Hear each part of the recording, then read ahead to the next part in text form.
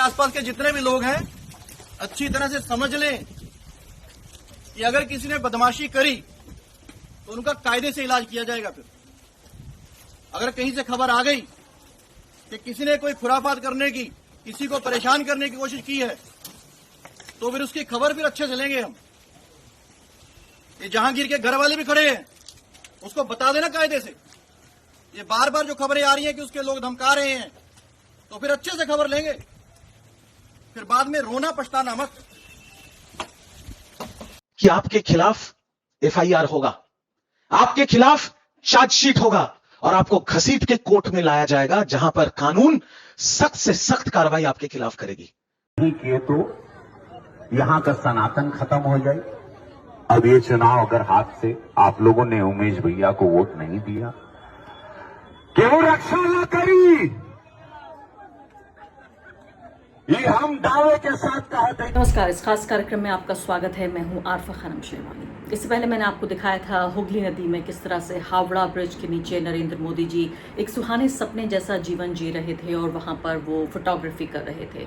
उसके बाद अब उनका दूसरा वीडियो आया है कि वो सिक्किम में फुटबॉल खेल रहे हैं यंग लोगों के साथ। अभी ये तस्वीरें फिलहाल वायरल हैं। नरेंद्र मोदी जी ने अपने हैंडल से ही इन तस्वीरों को पोस्ट किया है। उसमें जितना कुछ देखा जा सकता है, लोग सवाल पूछ रहे हैं, खासकर जो फुटबॉल प्रेमी है, कि ऐसा लगता है कि प्रतिपक्ष यानी ऑपोजिशन के जो खिलाड़ी हैं वो तो यहाँ नजर ही नहीं आ रहे हैं। ये सवाल जरूर मजाकिया हो सकता है, लेकिन इस सवाल में इतना गहरा राज छिपा हुआ है और एक गहरा दुख भी कि क्या भारत की राजनीति इसी तरह के फुटबॉल के मैदान के तौर पर तब्दील करने की बहुत ही, मैं कहूँगी, एक ऐसी साजिश की जा रही है जिसकी तस्वीर हमारे सामने उभर कर पश्चिम बंगाल चुनाव में दिख रही है कि क्या वाकई एक पार्टी का ही रूल होगा।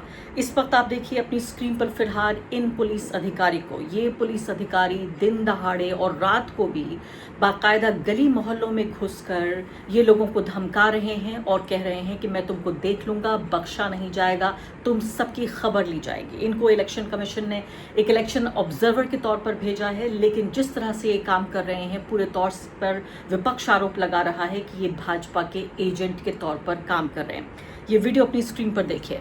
आसपास के जितने भी लोग हैं अच्छी तरह से समझ लें कि अगर किसी ने बदमाशी करी तो उनका कायदे से इलाज किया जाएगा। फिर अगर कहीं से खबर आ गई कि किसी ने कोई खुराफात करने की, किसी को परेशान करने की कोशिश की है, तो फिर उसकी खबर फिर अच्छे से लेंगे हम। ये जहांगीर के घर वाले भी खड़े हैं, उसको बता देना कायदे से। ये बार बार जो खबरें आ रही हैं कि उसके लोग धमका रहे हैं, तो फिर अच्छे से खबर लेंगे, फिर बाद में रोना पछताना मत। जी, अब फिलहाल आप देख रहे हैं, साफ तौर पर कह रहे हैं कि किसी ने बदमाशी की तो कायदे से खबर ली जाएगी, बाद में रोना पछताना मत। जहांगीर के लोग भी यहाँ दिख रहे हैं, मैं उनको भी खबरदार करना चाहता हूँ। ये जबान है एक ऐसे व्यक्ति की जिसके ऊपर उम्मीद की जाती है कि वो दोनों पॉलिटिकल पार्टियां या जितनी भी पॉलिटिकल पार्टियां मैदान में हैं उनको निष्पक्ष तरीके से देखेगा और एक चुनाव आयोग के एक एजेंट के तौर पर काम करेगा, मदद करेगा स्टेट की कि इलेक्शन स्वस्थ और स्वच्छ तरीके से हों। लेकिन इनकी भाषा एक खास पॉलिटिकल पार्टी टीएमसी के कार्यकर्ताओं के खिलाफ जिस तरह से नजर आ रही है, सीधे तौर पर लगता है कि उन्होंने एक पक्ष पकड़ लिया है। यहाँ पत्रकार हैं बंगाल के, वो ये कह रहे हैं और मुझे लगा कि बहुत अच्छी मिसाल है। वो ये कह रहे हैं कि यूपी इलेक्शन आने के बाद क्या ऐसा होगा कि पुलिस ऑफिसर्स बंगाल से भेजे जाएंगे उत्तर प्रदेश में और बीजेपी और बजरंग दल के लोगों को बांग्ला भाषा में इस तरह से खबर लेने की बात कहेंगे। ये अपने आप में इससे ज़्यादा बेहतर मिसाल नहीं दी जा सकती है। तो आप ये देखिए कि इतना ही काफ़ी नहीं कि एक पॉलिटिकल मार्केटिंग के लिए भाजपा ने बाकायदा इन आईपीएस ऑफिसर का ये वीडियो ट्वीट किया है। और अगर ये साहब, ये आईपीएस ऑफिसर अगर ये निष्पक्ष हैं और ये चुनाव आयोग का और भाजपा का पक्ष नहीं ले रहे हैं, तो भाजपा क्यों समझती है कि वो फेवर उसके लिए हो रहा है, उसके पक्ष में ये बात जा रही है। भाजपा ने बाकायदा अपने ट्विटर हैंडल से इसको ट्वीट किया है, जिसको अखिलेश यादव किस तरह से बता रहे हैं कि पुलिस ऑब्जर्वर हैं या सुपरिंटेंडेंट ऑफ पुलिस हैं उत्तर प्रदेश के एक डिस्ट्रिक्ट के। अखिलेश यादव क्या कहते हैं? अखिलेश यादव कह रहे हैं कि पश्चिम बंगाल में भाजपा ने ऑब्जर्वर के नाम पर रामपुर व संभल में टेस्ट किए हुए अपने एजेंट को भेजा है। सीधे से तौर पर कह रहे हैं, बिना शब्द चबाए हुए अखिलेश यादव कह रहे हैं कि संभल और रायपुर में जिस तरह से इनको टेस्ट किया गया, यानी पहले ये यहाँ पोस्टेड थे और उसके बाद अब इनको भेजा जा रहा है। लेकिन कुछ भी होने वाला नहीं है, दीदी दीदी रहेगी। लेकिन सामने वो ये कह रहे हैं और चेता रहे हैं पुलिस ऑफिसर को। साथ साथ उन्होंने ये वीडियो भी ट्वीट किया है इन्हीं पुलिस ऑफिसर का। सही समय आने पर भाजपा और उनके संगी साथियों ने ऐसे एजेंडे के एजेंटों की सारी आपराधिक करतूतों की गहरी जांच होगी और बेहद सख्त दंडात्मक कार्रवाई होगी। ये सब अधिकारी के रूप में अनरजिस्टर्ड लोगों के अनरजिस्टर्ड अंडरग्राउंड सदस्य हैं, यानी सीधे तौर पर ये आरएसएस का नाम लेने से बचते हुए आरएसएस की बात कर रहे हैं। अनरजिस्टर्ड लोगों के, अनरजिस्टर्ड संस्थान के अनरजिस्टर्ड लोग हैं। हम न इन्हें भागने देंगे, न भूमिगत होने देंगे। ये खोज के लाए जाएंगे, खोद के लाए जाएंगे और अपने कुकृत्यों के लिए कानूनी सजा भी पाएंगे। तो सीधे तौर पर आप ये देखिए कि चुनाव निष्पक्ष हो, इसके लिए पूरी स्टेट मशीनरी को और इलेक्शन कमीशन को काम करना चाहिए। वेस्ट बंगाल एक इस तरह का गढ़ बन गया है कि यहाँ ऐसे व्यक्ति को, जिसको बाकायदा खुद भाजपा और भाजपा की जो मीडिया है, मोदी जी और मोदी जी की जो गोदी मीडिया है, वो सीधे तौर पे कह रही है कि एनकाउंटर स्पेशलिस्ट को उत्तर प्रदेश से बुलाकर वेस्ट बंगाल भेजा गया। आप मुझे पहले बताइए कि कितना घिनौना और कितना असंवैधानिक ये शब्द है एनकाउंटर स्पेशलिस्ट। क्या भारत के किसी कानून में एनकाउंटर की इजाजत है? गैर कानूनी, एक्स्ट्रा जुडिशियल, यानी पूरे तरीके से कानून के बाहर जो काम पुलिस अधिकारी करते हैं, जिसकी निंदा होनी चाहिए और उनके ऊपर पुलिस कार्रवाई होनी चाहिए, अदालत में उन लोगों को घसीटा जाना चाहिए जो पुलिस कार्रवाई के नाम पर इन एनकाउंटर्स की बात करते हैं या एनकाउंटर्स करते हैं।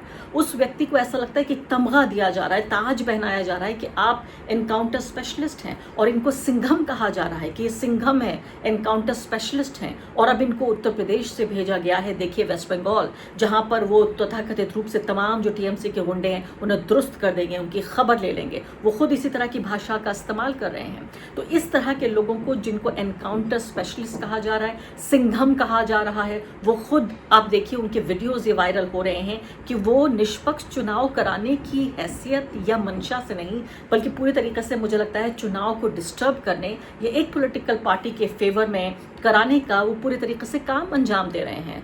टीएमसी के तमाम नेता इस बारे में ट्वीट कर रहे हैं और टीएमसी ने एक प्रेस कॉन्फ्रेंस करके उनके प्रवक्ता ने ये कहा कि चुनाव जब हो जाएगा तब हम अदालत में इस व्यक्ति को घसीटेंगे और इनको बख्शा नहीं जाएगा। सुन लेते हैं। साफ भाषा में अजय पाल शर्मा जी को एक चीज बताना चाहता हूं, आपके ऊपर हमारी नजर है। आप जो ये गैर कानूनी काम कर रहे हैं, ये जो रात के अंधेरे में रेड्स कर रहे हैं, ये जो महिलाओं के साथ अश्लील व्यवहार कर रहे हैं, ये जो डायमंड हार्बर के लोगों को धमका रहे हैं, चमका रहे हैं, ये जो असंवैधानिक काम आप कर रहे हैं अपने बीजेपी के मालिकों के निर्देश पे, मैं आपको इतना बता देना चाहता हूं, 4 तारीख रिजल्ट निकलने के बाद आप जहां भी भाग जाएं, आप छुप नहीं पाएंगे। आपको ऐसा लगता होगा कि हम एक दूसरे राज्य से आए हैं, वहां पर हम चले जाएंगे और मेरा बीजेपी का मालिक मुझे बचा लेगा। मैं आपको सीधी तौर पे यह कहना चाहता हूं कि आपके खिलाफ एफआईआर होगा, आपके खिलाफ चार्जशीट होगा और आपको घसीट के कोर्ट में लाया जाएगा, जहां पर कानून सख्त से सख्त कार्रवाई आपके खिलाफ करेगी। कोई राज्य, कोई बीजेपी का मालिक आपको बचा नहीं पाएगा। और आगे बढ़ने से पहले एक अदना सी गुजारिश कि आप मेंबर बनिए मेरे चैनल का आरफा खानम शेरवानी। अगर आप मेंबर बनते हैं, आपके समर्थन से आप मेरा हाथ मजबूत करेंगे, इतना मजबूत कि मैं सत्ता का कॉलर पकड़ के सवाल पूछ सकूंगी और जो हमारे समुदाय में हाशिए के जो तबके हैं उनकी आवाज़ उठा सकूंगी। आप यकीन जानिए, आपका एक छोटा सा सहयोग मेरे लिए इतना बड़ा होगा जिसके लिए आप अंदाज़ा भी नहीं लगा सकते। जी हाँ, अजय पाल शर्मा पहले भी शोहरत पा चुके हैं, अलग अलग जो उनके कारनामे रहे हैं, लेकिन फिलहाल अजय पाल शर्मा का नाम जिस तरह से वायरल हो रहा है, यहाँ देखिए एक और अधिकारी आगे, केबीएस सिंधु आईएएस रह चुके हैं, एक्स फॉर्मर आईएएस हैं। वो ये कह रहे हैं कि मैंने सर्व किया है इलेक्शन ऑब्जर्वर की हैसियत से 3 अलग अलग लोकसभा इलेक्शंस में, अलग अलग स्टेट्स में। एक जो सिद्धांत होता है, जो केंद्रीय सिद्धांत होता है एक इलेक्शन ऑब्जर्वर का, जो हमारे दिमाग में हमेशा जिस बात को भरा गया कि इलेक्शन ऑब्जर्वर जो है वो इलेक्शन कमीशन के लिए उसकी आंखें और उसके कान की तरह काम करता है, लेकिन उसको अपना मुंह पूरे तरीके से बंद रखना है। ये व्यक्ति पता नहीं कान कितने खुले हैं या आंखें कितनी खुली हैं, लेकिन मुंह तो लगातार चल रहा है। तो सिंधु साहब कह रहे हैं कि ये एक कार्डिनल, एक तरह से पूरी तरीके से केंद्रीय और बहुत ही ज़रूरी सिद्धांत है, लेकिन सिद्धांतों की कौन परवाह कर रहा है? ये कौन कह रहा है कि आखिर सिद्धांत चल रहे हैं? सिद्धांतों से कोई बात नहीं चल रही है, कोई पॉलिटिक्स सिद्धांत के बाद नहीं चल रही है। अब ये जो टीएमसी के लोग कह रहे हैं वो ये कह रहे हैं कि 4 तारीख के बाद बीजेपी को, यानी अजय शर्मा बचा नहीं पाएगी बीजेपी आपको, इनको धमकी दे रहे हैं और कह रहे हैं। टीएमसी प्रवक्ता रिजू दत्ता ने आईपीएस अधिकारी अजय पाल शर्मा को लेकर ये बड़ा बयान जो मैंने आपको सुनवाया, ये बयान उन्होंने दिया है टीएमसी अपनी तरफ से। और खासकर मैं कहूँगी महुआ मोइत्रा मैदान में आई हैं, उन्होंने एक वीडियो भी ट्वीट किया है। उस वीडियो को हम वेरीफाई नहीं कर पाए हैं, लेकिन तमाम पत्रकारों से पता चल रहा है कि वीडियो ठीक ही है। इस वीडियो में बाकायदा बहुत ही कम कपड़े पहने हुए जो महिलाएं हैं उनके साथ नाचते हुए नजर आ रहे हैं अजय पाल शर्मा। अब ये अजय पाल हैं या नहीं, इसलिए मैं उस वीडियो का इस्तेमाल नहीं कर रही हूँ, लेकिन ये वीडियो बिल्कुल जंगल में आग की तरह वायरल हो रहा है। और इस वीडियो के बारे में कहा जा रहा है, खुद अखिलेश यादव ने ये भी ट्वीट कर दिया। इस वीडियो के बारे में भी वो ये कह रहे हैं कि ये उत्तर प्रदेश के वरिष्ठ पुलिस अधिकारी का जो अभद्र वीडियो सरेआम चलाया जा रहा है, उससे उत्तर प्रदेश के शासन प्रशासन की छवि बेहद क्षतिग्रस्त हुई है। आज ही भाजपा सरकार की तथाकथित महिला सम्मान व नारी वंदन के दावों की पोल भी महिलाओं के सामने पूरी तरीके से खुल गई है। ये वीडियो व्हाट्सएप पे पूरी तरीके से वायरल हो रहा है। टीवी चैनलों ने इसको उठा लिया है, इस वीडियो को। और साथ ही महुआ मोइत्रा ने कहा है कि कैसे वो कह रही हैं तथाकथित रूप से ये फेयर एंड लवली बॉय हैं भाजपा के, और उनके कारनामे दिखाने की कोशिश करें कि क्या वाकई इस तरह से इतना घटिया रवैया उनका ये होना चाहिए। इसके साथ साथ इससे कुछ दिनों पहले ही मैं आपको बताना चाहती हूँ, एक और वीडियो वायरल हुआ था जो पूरी तरीके से बताता है कि निष्पक्ष और स्वच्छ तरीके से चुनाव होने, पहले एसआईआर का पूरा प्रोसेस रहा, उसके बाद कितनी बड़ी तादाद में वहाँ सुरक्षा बलों को तैनात किया गया, इसके बाद देखिए तमाम तरह से ईडी आईटी की रेड्स डाल के लोगों को दबाव में लेने की कोशिश की, धमकाने की कोशिश की। और अब उसके बाद फाइनली जब इलेक्शन का प्रोसेस चल रहा है तो उस दौरान इस तरह के लोगों को ऑब्जर्वर बना के भेजना।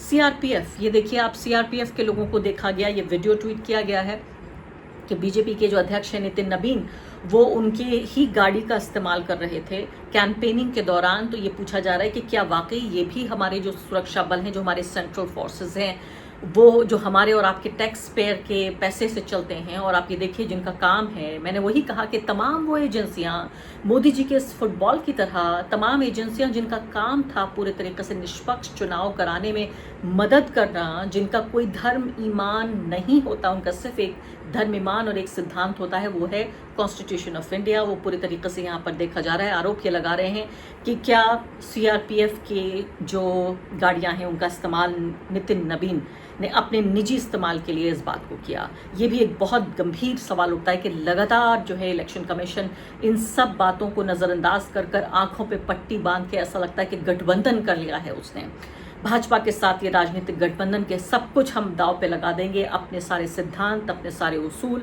अपनी सारी ईमानदारी, और आपको ये चुनाव जिताने में हम मदद करेंगे।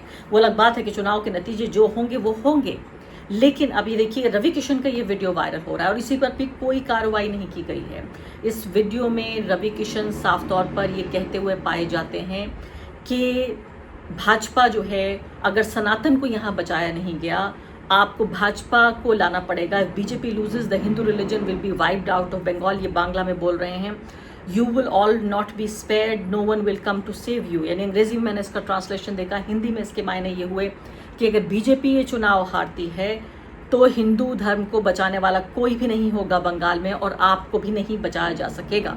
अब कुछ ही घंटों बाद वोटिंग शुरू होगी दूसरे दौर की, और देखना होगा कि आखिर ये तमाम जो चीज़ें मैंने आपको बताया है, इनका आखिरकार चुनाव नतीजों पर क्या असर पड़ेगा।